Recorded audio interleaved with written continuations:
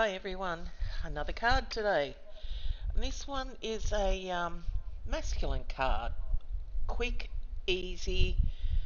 Um, yeah, they're really hard to find masculine cards, so this is a good one. Okay, so inking up the stamp, and we need to stamp that first because after this we're going to emboss it partly. And I'm using a stamp positioning tool there. A lot of good it did me. Looks a bit crooked to me. Now, this is a Spellbinders Knock on Wood 3D stencil, and they're so big. I think they're about 8 by 6, 8 by 5, 8 by 6. And so, no matter what size card you're after, it's a good size. So I just stamped that down to just above, stamped, embossed it just above that happy birthday sentiment, and now I'm going back and I'm going to emboss underneath it. So this is the sandwich that I used. So platform, tab 1, the cutting plate, the embossing rubber, then the embossing folder, no bottom plate. So that was what worked for me.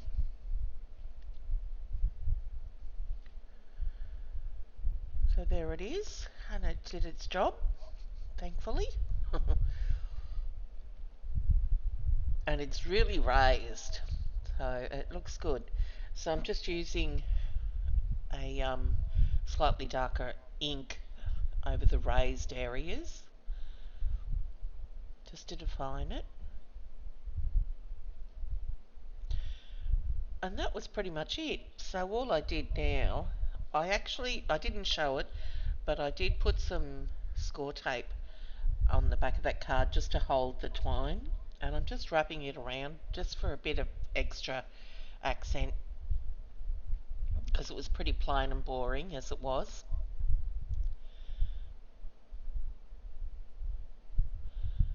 And pretty much that layer is done.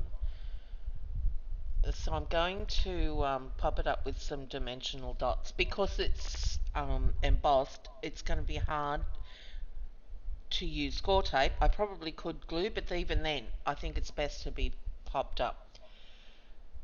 So I'm putting a layering a darker, well, the base is about a tan colour, and this is like a light chocolate, just to give it a bit of depth, I guess. So yep, it's on, and now it's just the inside sentiment to go, which I had a bit of problem with. I should have done it first because the front of the card was two-dimensional for the stamp positioning tool. So then I had to wing it without the tool, and it is a little bit crooked, but that's okay. It's allowed.